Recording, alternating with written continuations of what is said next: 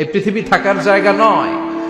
কিয়ামতের সময় আল্লাহ তাআলা মালাকুল মাউতকে বলবেন সবার রূহ কবজ করে ফেলো, সবার, কেউ থাকবে না, সবার রূহ কবজ হয়ে যাবে। আল্লাহ মালাকুল মাউতকে বলবেন, মালাকুল মাউত কি অবস্থা? বলবে সব শেষ। মাইয়াবকা, কে বাকি? মালাকুল মাউত বলবে জিনেরা বাকি, যাদেরকে দেখা যায় না। আল্লাহ বলবেন জিনদেরকেও শেষ করে ফেলো, রূহ কবজ করো। মালাকুল মাউত আজরাইল জিনদের রূহ কবজ করবে। আল্লাহ এবার জিজ্ঞেস করবে, ইয়া মালাকাল মাউত আখবিরনি মাইয়াবকা, এবার বলো আর কে বাকি? মালাকুল মাউত বলবে, আল্লাহ মানুষগুলো সব শেষ, জিনগুলাও শেষ, এবার বাকি ইবলিশ শয়তান, ইবলিশরেও শেষ করো, ইবলিশও শেষ। আল্লাহ আবার জিজ্ঞেস করবেন, ইয়া মালাকাল মাউতি মাইয়াবকা, আর কে বেঁচে আছে বলো? মালাকুল মাউত বলবে, আল্লাহ আপনার কথা অনুযায়ী পৃথিবীর সব মানুষের রূহ কবজ করলাম, সব জিনদের রূহ কবজ করলাম, ইবলিসের রূহ কবজ করলাম, এখন আছে শুধু ফেরেশতারা। আছে কারা? যাও ফেরেশতাদের রূহ কবজ করো, ফেরেশতাদের রূহ কবজ হয়ে যাবে। এবার আল্লাহ জিজ্ঞেস করবেন, ইয়া মালাকাল মাউত আখবিরনি মাইয়াবকা।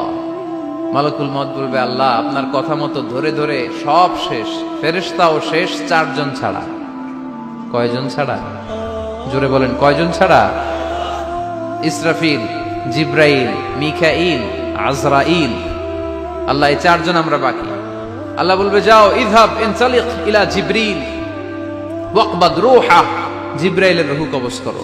ইযহাব ইলা ইসরাফিল ওয়াকবাদ রূহা, ইসরাফিলের রূহ কবজ করো। ইযহাব ইলা মিকাইল ওয়াকবাদ রূহা, রূহ কবজ করো। ওই 3 ফেরেশতাও শেষ। এবার আল্লাহ তাআলা জিজ্ঞেস করবেন, ইয়া মালাকাল মাউত আখবিরনি মাইয়াবকা, হে মালাকুল মাউত আর কে বাকি আছে বলো?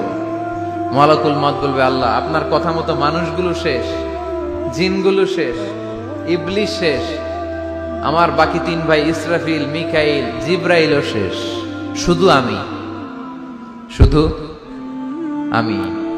আল্লাহ বলবেন, কেউ নাই? মালাকুল মাউত বলবে, না আল্লাহ কেউ নাই। এবার আল্লাহ তাআলা বলবেন, মালাকুল মাউত তুমি তো সবাই রে মারছো, এবার তুমি মরো,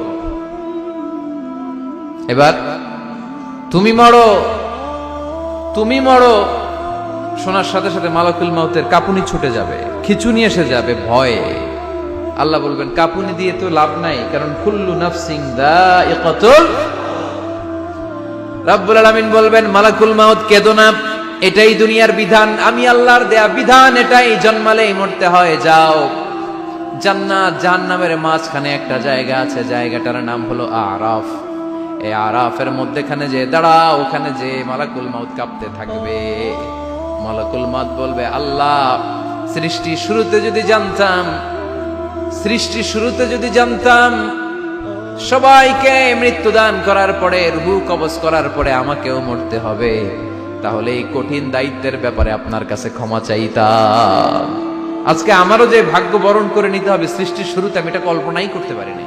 আল্লাহ বলবেন, নো টক, মউত, ইয়া মালাকাল মাউত, মর, মরে যা, মউত, মরে যাও।